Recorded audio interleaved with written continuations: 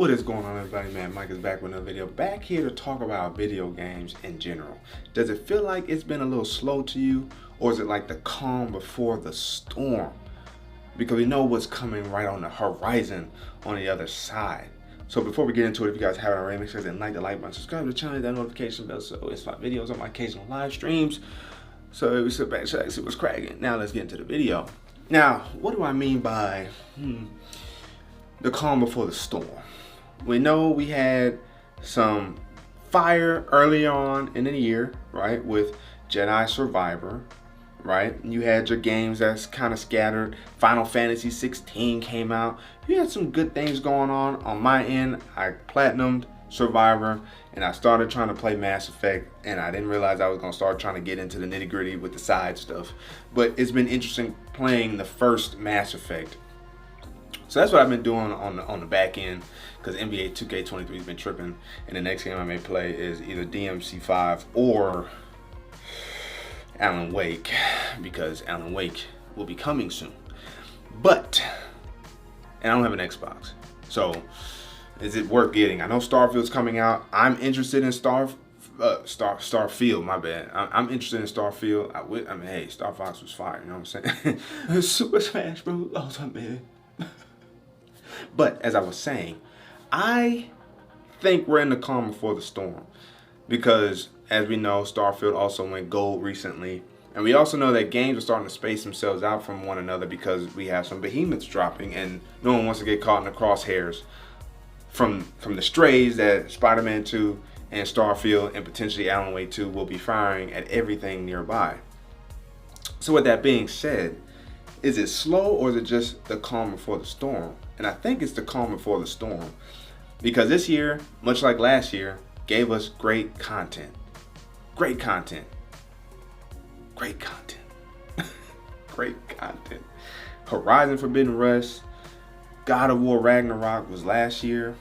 This year, Jedi Survivor, Spider-Man 2, Starfield is headlining this year. Maybe Baldur's Gate. I didn't play that, but I'm just trying to feel out I'm trying to feel it out. What are people playing? What are you playing? Let me know down in the comment section below. What are you playing?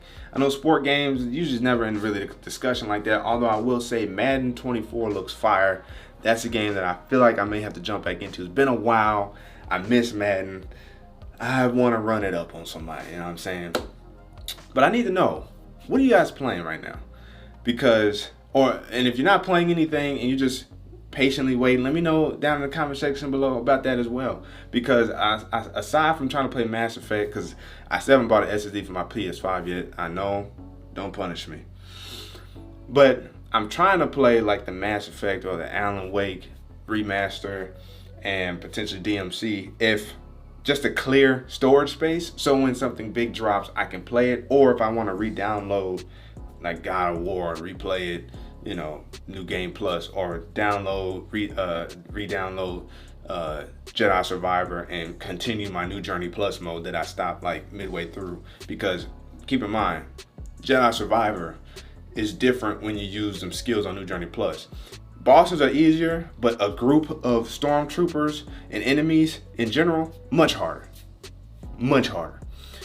But I beat it and got my platinum, so I just felt like I just need to give the game a break, because I was kind of mad that it took them months to fix a bounty hunter bug. I'm ready for Spider-Man 2. I was debating to grab the PS5 limited edition, but then they said they're selling plates on the side. So since I already have a PS5, I might as well just think about buying the plates, although I like my dark plates from D brand. I like the style of the dark plates from D brand, so I may not buy them. If I do, I won't open them. Maybe I hope that one day somebody will want to pay a ton of money for them. Because the way old iPhones are selling for tens of thousands of dollars, why not buy two of anything and hope that maybe something goes viral and costs a lot of money down the road? Why not? Why not just buy two? Why not? I might even do that with the Spider-Man 2 controllers. That is something I definitely want to get, a Spider-Man 2 controller, and I do need to officially pre-order the game. I want to get the collector's edition, but I'm not thinking about it as hard. I know it's October 20th, so I have some time before, and I don't know if it's sold out or not. And if it is, I can always get the deluxe and still get the several outfits and the skill points and stuff like that. But I do want that Venom trophy, the Venom statue. Fits in with my Funkos over here, the one that you guys have seen in videos of old. But I feel like it's more of the calm before the storm as opposed to being slow, because we know it's gonna hit hard leading up to the Game Awards. And who is not excited for the Game Awards?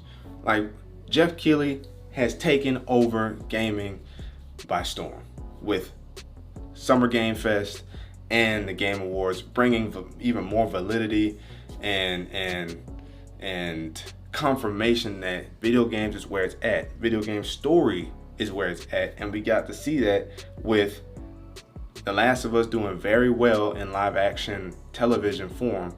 And now Horizon trying to come through on that. God of War trying to come through on that. God of War, we're of course a little bit skeptical on, because the video games are really solid themselves and we don't want anything to diminish that. And then Horizon, believe it or not, probably could actually use the expansion because of how big the world is. Actually live in the world some more that's outside of Aloy, or outside of the two journeys we've got to experience with Aloy. Not to mention Call of the Mountain on VR, and what's supposed to be, I would imagine, a trilogy with a third Horizon game on the horizon. So Jeff Keighley's done a great job, has done great for video games, and it's so exciting to see what he's been able to turn the Game Awards into, much like really better than like the Oscars and the Grammys, just because of the hype around what we could potentially see there via trailers and announcements, but then also general hype or genuine hype around games that could win awards, specifically, of course, Game of the Year. But then you're talking about like the like the game direction and audio design and narrative. Those things like really matter to us in the game industry. So it's exciting, because when the storm hits, we're gonna feel it for sure. We're gonna feel it for sure. So let me know down in the comment section below, is it slow to you, or do you agree it's just the calm before the storm? And what are you looking forward to play? I would definitely love to play Final Fantasy 16. I really haven't given no thought to video games as of recently, because I've been kind of paying attention and focusing and prioritizing other things right now. But Final Fantasy 16 is on my horizon. It's in my backlog somewhere. Of course, as I said, Alan Wake and Alan Wake 2, DMC 5, finishing up Mass Effect. I heard there's a Mass Effect 4 somewhere in the works. Just trying different little games out here and there. And Spider-Man 2, of course. Like, Shimon, what are we talking about? And then maybe down the road I'll get an Xbox Series X and jump in that Starfield and live in there. Because like with Starfield, a game like that, I know I just went on a mini tangent here. Starfield, because of how expansive it is and how true to ongoing that game seems to be, that's one of the games that you just play, and when a game drops, you finally take a break from Starfield and then play that game and then jump right back into Starfield after beating that game. That's how I feel like Starfield's gonna be. I think No Man's Sky is similar, and I'm glad that No Man's Sky is living right now, but I think it's about to have its run for its money when Starfield comes out and Starfield ends up becoming a success. What's gonna happen to No Man's Sky? That's another question I'd like to ask for you guys to answer in the comment section below. But again, as always, if you guys haven't already, make sure to hit the like button, subscribe to the channel, turn on notification bell so that way you don't miss my videos or my occasional live streams.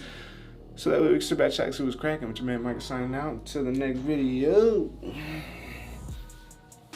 Wait for it.